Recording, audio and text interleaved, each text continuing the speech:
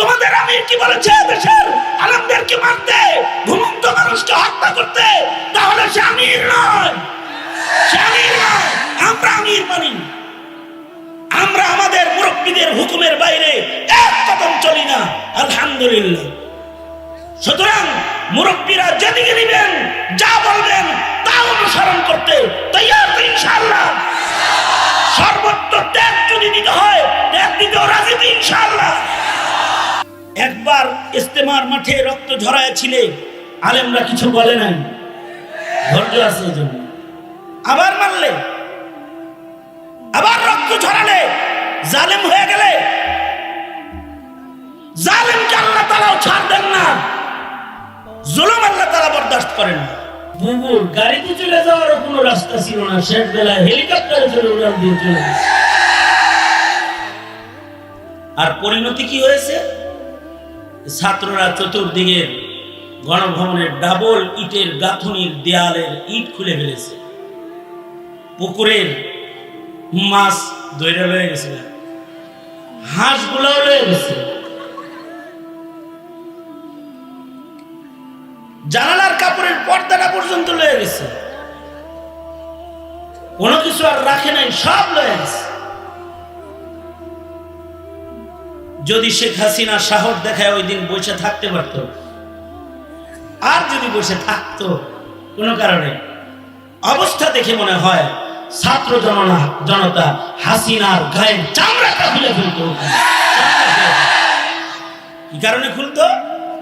জুলুম। কি কারণে? ধরে বলেন, জুলুম। জুলুম আল্লাহ পাক সহ্য করেন না, জালিমকে আল্লাহ পাক পছন্দ করেন না। জালিম যেই হবে, জালিমের সাথে আল্লাহ নাই, আল্লাহ পাক মাজলুমের সাথে আছেন। মাজলুমের দোয়া আহাজারি আর আল্লাহ পাকের মাঝখানে কোনো পর্দা নাই। মাজলুম যেই হয় তার সাথে আল্লাহ পাকের সম্পর্ক গভীর হয়ে যায়। এ কারণেই নবীরা মাজলুম হয়েছেন, জালেম হন নাই। নবীরা কি হন নাই? নবীরা জালেম হন নাই কখনো।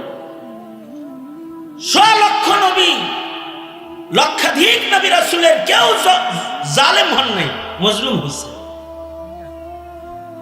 নবীদের পরে নায়েবে নবীরাও মাজলুম হয়েছেন, জালেম হন নাই। ইমামে আজম আবু হানিফা রাহমাতুল্লাহ আলাইহি একজন থাপ্পড় মারছে, সরকারি পুলিশ অফিসার। এই দেশের পুলিশ অফিসাররাও আলেমদেরকে লাঠি দিয়ে আঘাত করেছে, হাতে হ্যান্ডকাপ লাগায়া উপরে ঝুলায়া রিমান্ড করেছে। আলেমে দ্বীনের হাত পিছনে হ্যান্ডকাপ লাগায়া হকি স্টিক সামনে ধইরা তারপরে রিমান্ড করেছে। অকথ্য ভাষায় গালিগালাজ করেছে, হাঁটুতে স্ট্যাম্প দিয়ে আঘাত করে রিমান্ড করেছে। জুলম, অন্যায়ভাবে মারধর করেছে, আলেমরা সহ্য করেছে। বিচার আল্লাহ তাআলা করেছে। বিচার কে করেছে? জোরে বলেন, আল্লাহ করেছে। কারণ মাজলুমের সাথে তো আল্লাহ। ইমামে আজম আবু হানিফাকে একজন থাপ্পড় মেরেছে পুলিশ অফিসার। ইমামে আজম বললেন, তোর গায়ে যে পরিমাণ গোশত টোস্ত দেখা যায়, আমি ইচ্ছা করলে তোকে একটা আছাড় মারতে পারি, ধরে বলার মতো তোর এরকম দিতে পারি, একটা দিলাম না, মাফ করে দিলাম। আমি ইচ্ছা করলে সরকারকে বলে তোর চাকরি শেষ করে দিতে পারি। তোরে চাকরি দেওয়া হয়েছে জুলুম বন্ধ করার জন্য, জুলুম করার জন্য না। এদেশের বাহিনী যারা চাকরি নিয়েছে এরা জুলুম করার জন্য না, জুলুম বন্ধ করার জন্য। নিষ্পাপ মানুষদেরকে হয়রানি করে জুলুম করার জন্য না, জালেমকে গ্রেফতার করার জন্য, জালেমকে তালাবদ্ধ করার জন্য। জালেমকে ধরবে বাহিনীর কাজ। জালেম যেই হোক, জালেম যদি দেশের রাজা হয়, দেশের বাদশাহ যদি জুলুম করে, জালেম যদি প্রধানমন্ত্রীও হয় সেও যদি জুলুম করে, জালেম যদি এদেশের প্রধান উপদেষ্টাও হয় সেও যদি জুলুম করে, বাহিনীর অধিকার আছে জালেমকে পাকড়াও করার, গ্রেফতার করার, শাস্তির মুখোমুখি করার। এজন্যই বাহিনী জালেম ধরার জন্য। কিন্তু আজব জমানা, এখন বাহিনী জালেম ধরে না, মজলুম ঠেকাও, মজলুমদেরকে পাহারা দাও, আর জালেমদেরকে উন্মুক্ত ঘোরার সুযোগ দাও না। আল্লাহ তাআলা এটা বরদাস্ত করেন না। পুলিশ অফিসার থাপ্পড় মারছে হযরত ইমামে আজম আবু হানিফাকে। ইমামে আজম বলে, ইচ্ছে করলে তোর ব্যাপারে নোটিশ করে তোর চাকরি শেষ করে দিতে পারি, দিলাম না। ইচ্ছে করলে বাদশার কাছে বিচার দিয়ে তোকে প্রতিশোধ নিয়ে আর একটা থাপ্পড়ও আমি মারতে পারি, কিসাস নিতে পারি, নিলাম না, মাফ করে দিলাম। ইচ্ছা করলে জায়নামাজ বিছায়া তোর জন্য শেষ রাত্রিতে বদদোয়া করতে পারি, কিন্তু বদদোয়া করলাম না। ময়দানে মাহশারে জুলমের বিচার যেদিন আল্লাহ তাআলা করবেন না, সেদিন আমি আল্লাহর আদালতে তোর ব্যাপারে নালিশ করার ক্ষমতা সংরক্ষণ করি, কিন্তু তোকে খুশখবরি শোনাচ্ছি, আমি তোর ব্যাপারে আল্লাহর আদালতেও কোনো নালিশ করব না। তোকে আরেকটা সুখবর শোনায় দিচ্ছি, তুই যদি তোর ঈমান নিয়ে কবরে যাইতে পারস আর আমি যদি জান্নাতে যাই, তাহলে তুই আমাকে মজলুম বানায়া মকবুল বানাইছস, দোয়া কবুল দোয়া করার সুযোগ দিছস। এর পুরস্কার হিসেবে আমি তোকে শাফাআত করে জান্নাতে নিয়ে যাব, তুই যদি ঈমান নিয়ে যেতে পারিস। কারণ মুহাম্মদুর রাসূলুল্লাহ সাল্লাল্লাহু আলাইহি ওয়াসাল্লামের নায়েব। এই কারণে এদেশের আলেমদের অনেক ধৈর্য, এদেশের আলেমদের ধৈর্য আছে বিধায়ী একবার ইস্তেমার মাঠে রক্ত ঝরাইছিলে, আলেমরা কিছু বলে নাই, ধৈর্য আছে এজন্য। আবার মারলে, আবার রক্ত ঝরালে, জালেম হয়ে গেলে, জালেমকে আল্লাহ তাআলাও ছাড় দেন না, জুলুম আল্লাহ তাআলা বরদাস্ত করেন না। হ্যাঁ, মজলুম হইতে হইতে শেষ সীমানায় যখন পিঠ লেগে যায়, তখন আসে হলো জিহাদ ফি সাবিলিল্লাহ, প্রতিশোধ নেওয়ার পালা, তখন আসে প্রতিশোধ গ্রহণ করার পালা।